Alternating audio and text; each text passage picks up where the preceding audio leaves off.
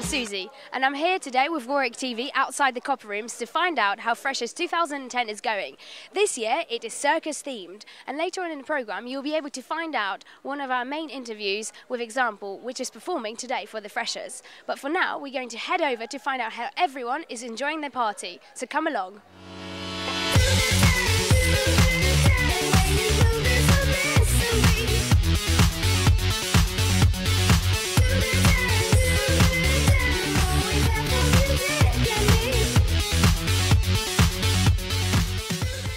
So guys, are you excited for the party tonight? Yeah! So how are you enjoying Freshers? What was your favourite event so far? I'd have to say the hypnotist, the Triple X hypnotist, because it was well, certainly Triple X for a start. Pajama party. Pajama party. Pajama party. Yeah. And for what reason did you enjoy the pajama party? It was a bit more silly and fun than the rest of them have been. Yeah, cheesy music, pajamas, booze. It was just everything you could want. And if I could ask you to summarise Warwick in one word, just one word, what would it be? Speechless. Awesome. Love. Yay. Woo! Amazing. Hungover. Amazing. Fabulous. An experience. A bit overwhelming. Fan bloody dabby dozy. I see you've got a lovely costume on. Are you looking forward to tonight? I think it'll be amazing. It's like decorated really cool as well. I think it looks like it's going to be the best one so far from what I've seen. It's going to look yeah.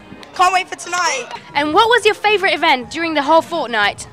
I think this one's probably going to be our favourite, but it looks like it's going to be a really, really good night. The night was an amazing success. Some of the highlights included a DJ set by Ray G8 and performances from Eliza Doolittle and Example. In fact, we managed to score some time with the man himself to ask him a few questions. I'll leave you now to enjoy this exclusive interview. This is Susie from Warwick TV. Over and out. Hi, this is Warwick TV and I'm Aranya. I'm here with Example, a British singer and rapper. Example, you're performing at our Freshers party tonight. It's the highlight of Freshers Fortnight for Warwick University. How do you feel about that?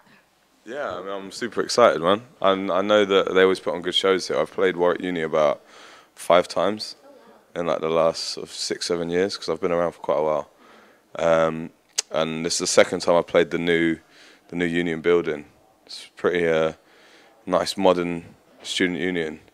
Good sound system, really good facilities, good club, and it's changed a lot actually since my sister used to go to here, and she graduated in 2005, and some of my best mates went here as well. So I've been coming back and forth from Warwick Uni over like the last 10 years. So it's nice to see a great uni get a really good student union and a big party, I suppose. Great praise for Warwick there. Do you remember any of your own Freshers experience? I don't remember much of the first few weeks at uni for obvious reasons.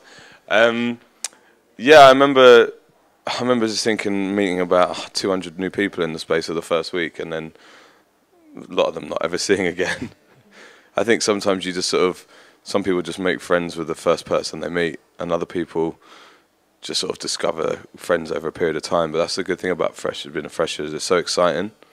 Like I went to uni in 2000 and graduated in 2003, and they're 3 of the most fun years I've ever had.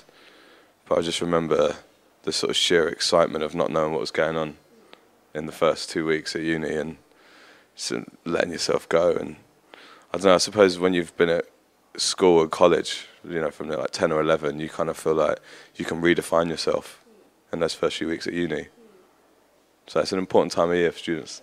Yeah, definitely. Our Freshers have been here for just shy of 2 weeks now. Do you have any tips, advice for them for surviving and also making the most of their experience? Tips? I think drink as much water as you do drink alcohol. I was quite lucky. I never had too many hangovers because I was always I used to drink a pint of water for every pint of beer I had if I could. Not that students just drink, they study as well.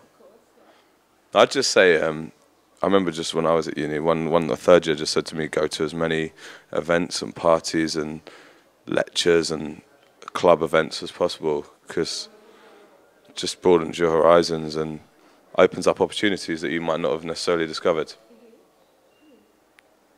And practice safe sex. Good advice there. You studied at Royal Holloway. Yeah. And you didn't actually study music or anything related to that, but your career actually did start at uni. So do you have any advice for aspiring music artists? How do you get a foot in the door? I mean, it's a good question. I mean, I studied film directing. I wanted to be a film director, but I'd always been into music, and I'd always been like writing raps and songs since I was about 11 or 12. The best advice, I mean, I kind of fell into music. I didn't plan on doing it. I wanted to be in film and TV. Best advice I can give is to do as much as possible yourself.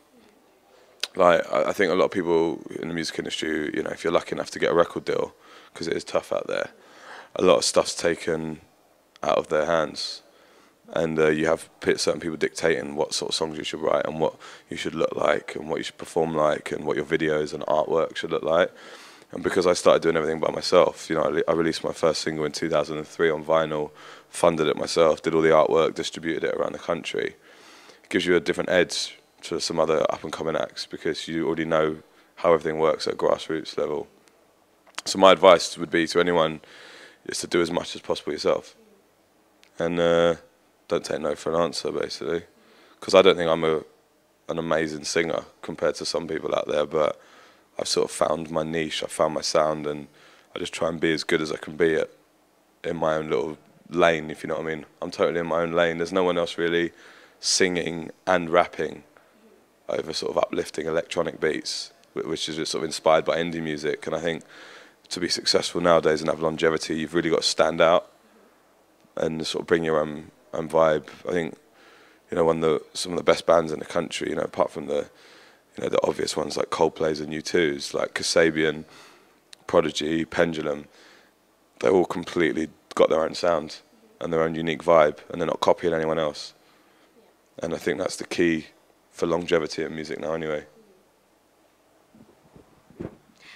You've mentioned that niche in the market, and on your MySpace page you described your genre as dysfunctional electric pop. Yeah. How did you sort of go about creating that genre, and how do you define it?